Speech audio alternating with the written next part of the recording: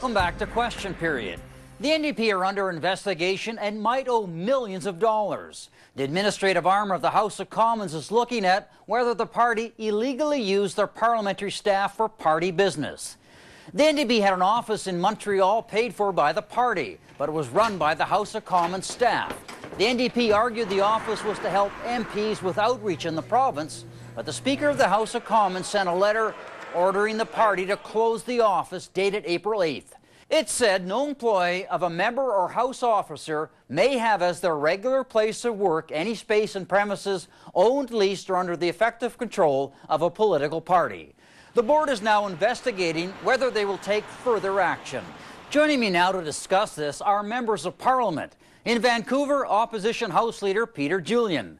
In New Brunswick, Liberal Dominic LeBlanc, who is on the Board of Internal Economy. And here in studio with me, Conservative Randy Hoback, who wrote a letter to the Speaker which sparked this investigation. First question to you, Mr. Julian. The Board of Internal Economy sent you basically a cease and desist order for an office in Montreal and one in Quebec City. Are they now closed?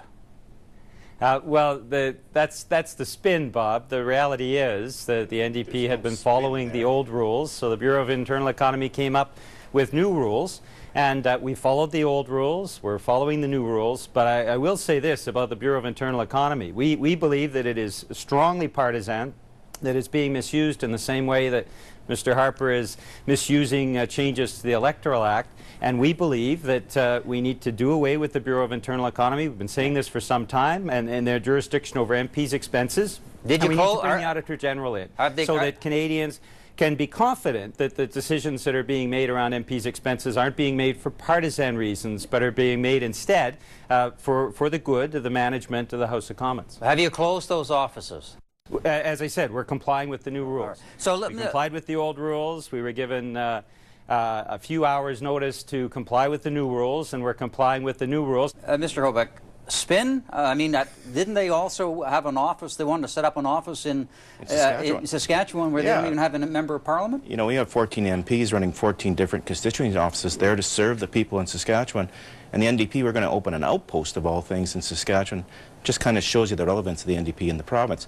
You know, the reality is here, they went and broke the rules, and they owe some taxpayers some $3 million is what's being reported on.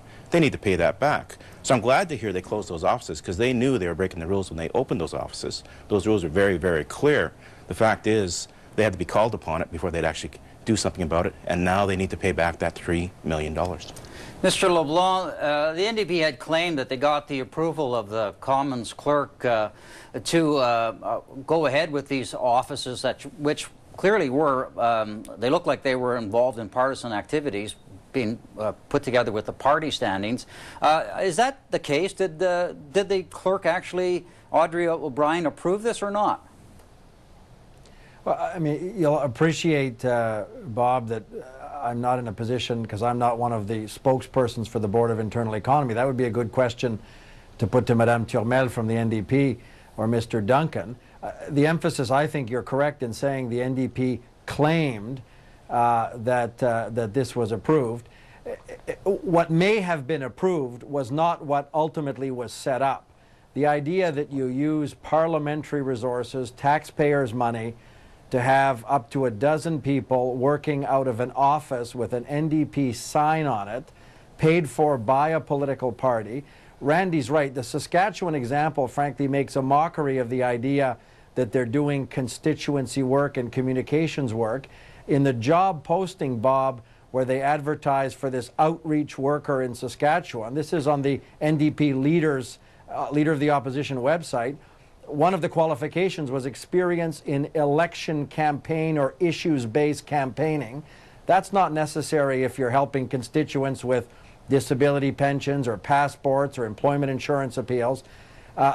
They were trying to set up a field worker function, which the Conservatives and the Liberals pay for out of party money. Well, Mr. Julian, the NDP complained about the Bloc Quebec wall when they did that. And now did the same thing. It's a bit hypocritical, isn't it? No, not at all, Bob. They were talking about two different things. What the Bloc Québécois was doing was actually using parliamentary resources to pay for a party position.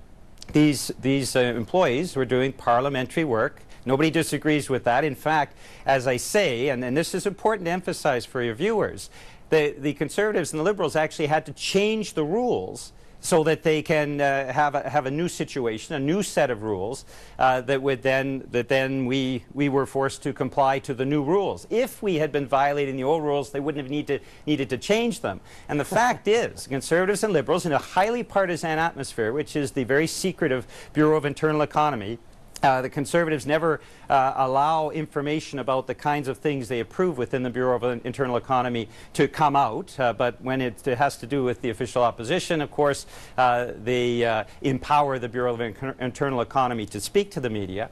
But all the secretive stuff takes place behind closed doors. If the Bureau of Internal Economy actually thought that we'd violated the rules, they wouldn't have needed to invent new rules, and they certainly wouldn't have put in place these new rules on a temporary basis that are repealed once the election writ is dropped within 12 months or 16 months. So for the Conservatives particularly to say that somehow we violated the rules, they had to change the rules, now we're complying with the new rules, to try to make up a kind of spin to turn things away from the Unfair Elections Act, I think it's pretty disingenuous. It's very interesting. The NDP are trying to spin their way out of this thing. The reality is they opened up 2 offices in Montreal and Quebec City. New rules, and the reality is the rules are very clear. You cannot use those offices for partisan gain.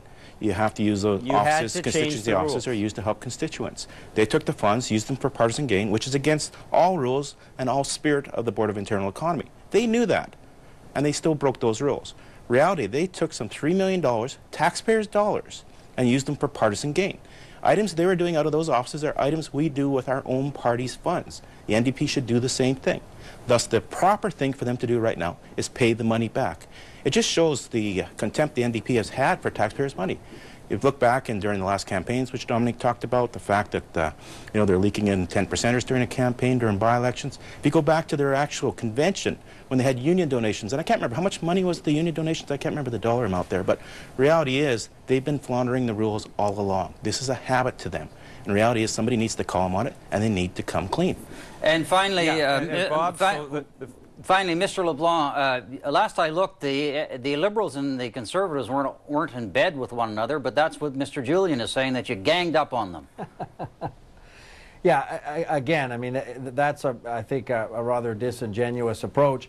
If the Liberals and the Conservatives both found that this was an abuse of taxpayers' money to basically pay for partisan field workers out of the Leader of the Opposition or House of Commons budgets, taxpayers' money, and we decided, Peter's not entirely correct to say that we changed the rules. Your introduction, Bob, or your comments, I think, were very accurate. The Board of Internal Economy had to basically put a cease and desist order to remind the NDP that they were outside the rules. The board has also ordered an investigation, a detailed investigation. The Speaker made that statement public.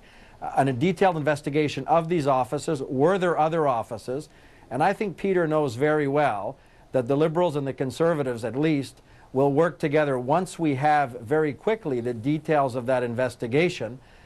We will put in place a series of much more precise rules to prevent the NDP from inventing a rather disingenuous way to get around them, knowing very well that it's always been inappropriate to use parliamentary money to prepare election campaigns. All right, gentlemen, we're running out of time. Thank you very much for participating in this panel.